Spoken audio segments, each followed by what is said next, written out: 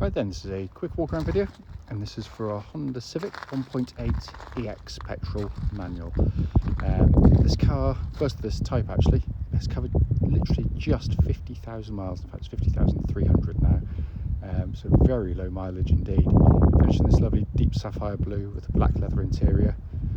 It's got the wind deflectors on the top of the windows there. A very, very nice car for what is now a 11-year-old car. Go around it for you. Front of the car, lights and lenses, clear and intact.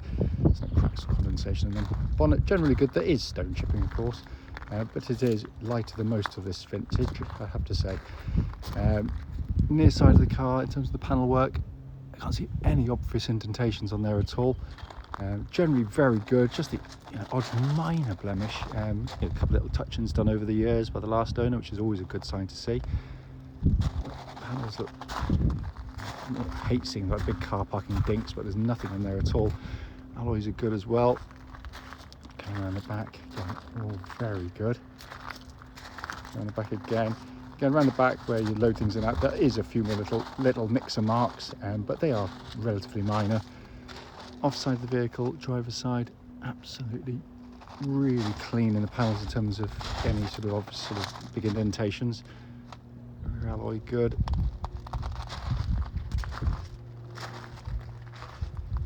But overall, it really is. It's a lovely looking car, I have to say, and it's in very good condition. Let's come into the boot area. Absolutely cavernous boot. It's been kept very well. Coming into the back, wide opening rear doors, and the leatherwork has been kept very, very well indeed. But they're normally very heavily used, the Civics. Let's come to the front now. Passenger door card, all very clean. Passenger seat, again, in fantastic condition. Finally coming on the driver's door card, lovely and clean. Footwell area is all really nice, and driver's seat itself is in really good condition for a car this age. So inside the car now, engine's running as always, so the dash can be seen illuminated. Dashboard is in absolutely beautiful condition. Sat nav, you can see, working exactly as it should. Pop the car into reverse, get that lovely clear gridded parking camera. As I say, it's been kept in really, really nice condition. And then to come back here, get this view of this stunning dash design. I mean, it really is absolutely amazing. There are no warning lights. The only warning light there is for low fuel on the car. And just to pan in up here, hopefully you can see 50,326 miles recorded. But this is a really lovely place to sit and drive a car, I have to say. Finally, just to show you, owner's manual pack and locking wheel nut key, all here and present with the car. Right then, this is a quick road test video, and this is for a Honda Civic 1.8 EX. The car is registered OE62NLN, mileage of just 50,326 recorded. The reason we do all of our videos, and actually especially this road test section, is to ensure that if anyone's online looking at any of our cars, they actually get to see the very car advertised in operation. The reason we feel it's important is, unfortunately, like many people, we've been to see cars which have looked absolutely fine in photographs or description, but only to get there and find out it's got an obvious fault that shows up when you drive the car. So that's why we do it. Also done, by the way, on these very quiet country roads in this beautiful part of Gloucestershire. And this actually forms part of the road test route we take our customers on. The theory being that hopefully then it'd be representative of what you'd feel yourself should be offered a test drive in the car. So coming to the car, we took this car in as a part exchange actually. Chap bought a CR-V from us. He loves his Hondas, and has kept it very nicely. As soon as you get in the car, as soon as you drive it, it feels as solid as a rock, really does. Engine starts instantly, settles to a smooth, even idle. There are no warning lights on the dashboard at all relating to the engine or any other part of the car. Aside that is from a low fuel light currently, but obviously a bit of fuel will soon extinguish that. The engines are typical Honda 4-cylinder petrol engines, i.e. they're the best in the world. It does everything you'd expect of a good Honda engine. It's incredibly tough and reliable over massive mileages. The engine's cam chain driven, there's no cam belts to worry about on them, so no sort of massive service looming, and it's not a weak point like it can be on so many other cars. Well, nice chap. But it's also more than that. It's just such a lovely engine to use. As soon as you drive the car, and everyone comments just how tractable but how smooth and sweet the engine note is.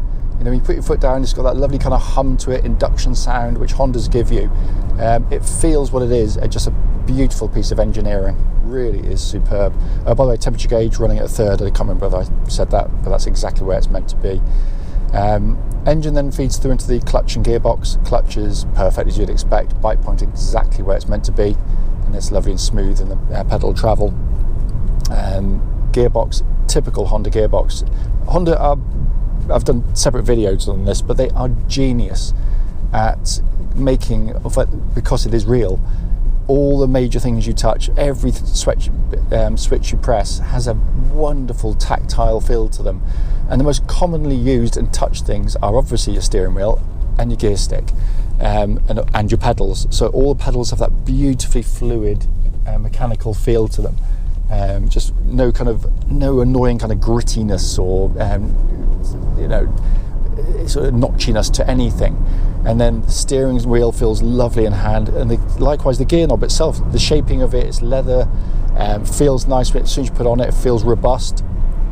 And then the actual gear change itself is just beautifully done, because like most modern cars, it's a cable now to the gearbox, and unfortunately on lots of its competitors that means you end up with these kind of horrible, lifeless, vague gear changes, which are, really are horrible to use. This feels mechanical, it feels weighty, it feels beautifully precise, and it works with you. It's a gearbox you want to use rather than feel as though you have to use it. Just beautifully done, and that feels exactly as it would have done when it was new. There's just zero wear in it, but that's normal for these, and that could have done 200,000 miles and still feel like that.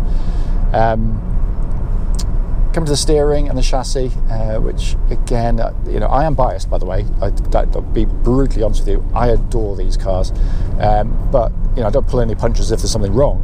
But what I would say is, first and foremost, it tracks dead straight. There's no vibrations at this speed or any speed up to the legal limit. But again, what it is just brilliantly done. It's precise, it's accurate, it's quick, it's lively, in the sense that if you're in the mood to, if you enjoy your driving, you'll love driving the car. If you're just someone who wants to get from A to B smoothly, it does that perfectly. It's just a wonderful setup, because it works with the chassis superbly, because what the chassis gives you is the best of both worlds. It's got a beautifully resolved, very well damped ride, which is very sophisticated in the way it feels. But what it also gives you is really keen, dynamic handling, and that is real. It's not just kind of the sales blurb and the brochure blurb. When you go through corners, it stays flat, it responds, it works all four wheels really well. I've always said, it's true that this generation Civic and the one before was really popular with people who maybe needed more space in their car, or they got a family, but they'd been used to much sportier vehicles in the past, but they didn't want to give up on driving. They wanted to still get some sensation of enjoyment out of their driving. They did, and that's where the Civics are brilliant, because it is a car you really, really enjoy driving as much as just getting you about. The chassis, by the way, absolutely no rattles, clonks, anything at all. The whole car is just feels, and I hate saying it, but it really does. It just feels like new in terms of the way it drives on the road. I'm going to get up to speed and just give the brakes a bit of a thump in a second.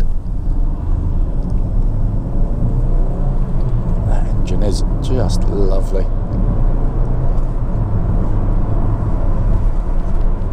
Just going to get to the speed limit, and really good brake pedal on the car. What I'm looking for is good initial bites, which it definitely has, but also that there's no pulsing or vibrations coming back through the brake pedal, and there are none at all.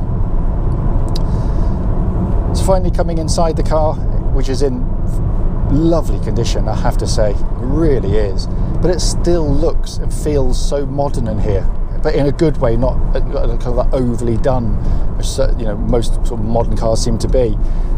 What a video will never get across to you, unfortunately, is build quality.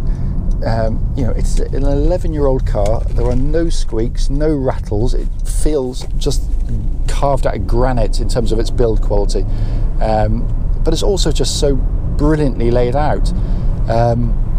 You know, again, I completely understand, you know, it is opinion based in terms of dash design and what you like to look at.